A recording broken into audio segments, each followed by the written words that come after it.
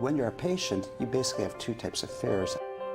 There's the fear of what's going to happen to me on a daily basis, and there's also the fear of what your ultimate outcome is going to be. You are watching The Dawn Show. Dawn Stenslementi, thanks for being with us. And we're talking about people who pay it forward and miracles happen. People give a gift and they receive a gift. So this is Hosts for Hospitals. And maybe this is something that you're interested in doing.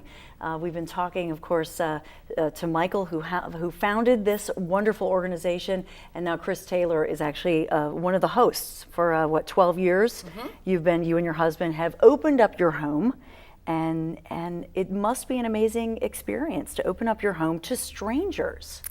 Yeah, I would say it's very pleasurable. It can be a little intimidating, but Mike is awesome in terms of looking at the backgrounds of people and making you feel comfortable that they have passed their background check, if you will, with Mike. Mike Akenbaum, background check. Background check. But NSA, yes. You know, he does, and that makes me feel comfortable that he has checked with their family practitioner, I think, or their minister, whomever you do. So bringing them into the home, for me, is a no-brainer. I feel that we are put on this earth to help other people.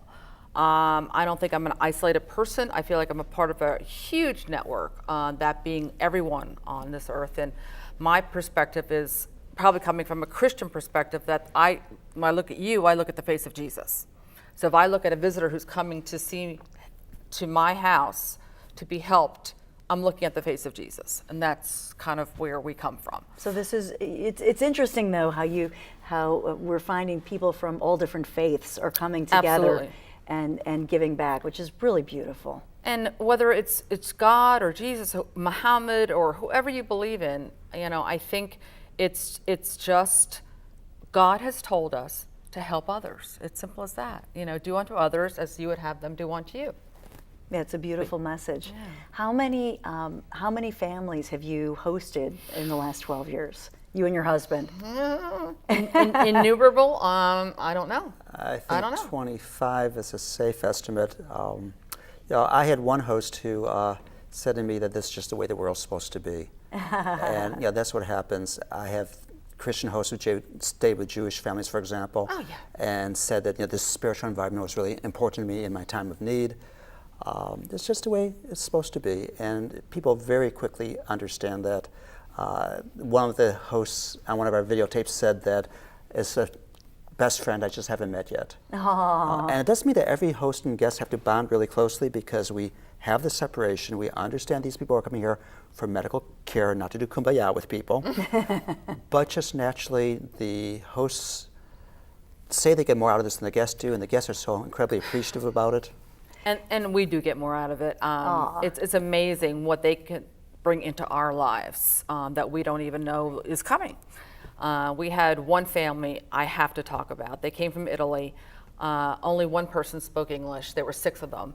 And the patient was a child. She was 11 years old. So they all come one night, and we're so excited, and they're talking in Italian, and it's just such a beautiful romantic language.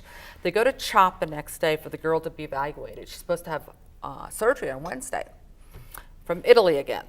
Nobody in Italy or in Europe would touch her, but CHOP said they would. Monday they go in for the evaluation. They come back that night. CHOP will not do surgery on them.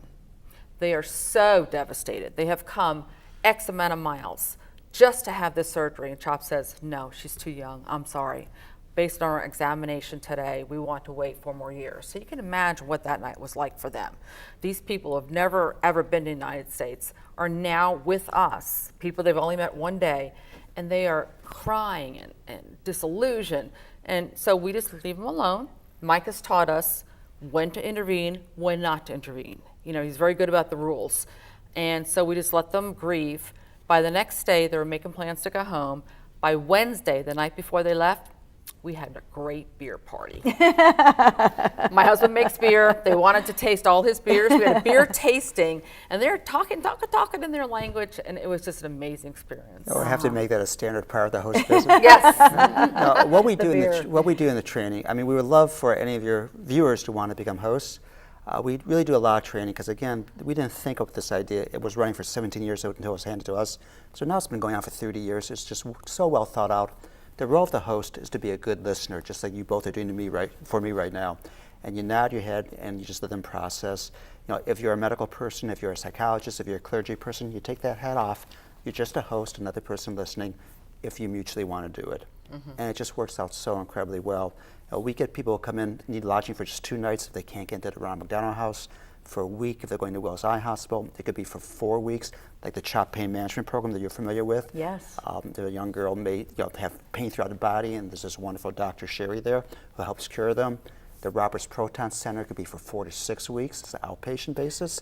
And then we have another example of CHOP, the Fetal Diagnosis Center. These are people who are pregnant, waiting to give birth, may have surgery in utero, and they could be with us for 2 or 3 months. All these different lengths of time and numbers of people, we look through our whole roster to see who likes to do what type, and we place them accordingly. We've had 2 lung transplant patients, each for 3 months, and that's a long time to have someone in your house, you know? Yeah, it is. It's amazing that you're still doing it and that you and your husband love it. That's beautiful that you open up your home. I'll tell you, in general, the people that come realize that it's your house, and we've never had an issue with privacy. They've always respected our privacy. We have respected theirs. So we've always had good experience. And we're going to bring on actually 2 people who've made that connection, a host and a patient family. But so I want to thank you both so much. Thank you, Mike, for starting this amazing organization, and thank you, Chris, for all that you're doing in the name of faith and humanity. It's really beautiful. And I want to just mention, because I know that you have an event, having dinner at Children's Hospital. It is Tuesday, October the 15th. If you think you want to know more about Hosts for Hospitals, you can go to the website, hostforhospitals.org, sign up for this event, and you can go have dinner at CHOP, learn more about it, 6 p.m. on October the 15th. So you're going to meet 2 inspirational, amazing people when The Dawn Show comes right back. Have Hosts for Hospitals. We'd have patients traveling large distances every day with cancer fatigue and other side effects, possibly interfering with their care, possibly making their care less effective.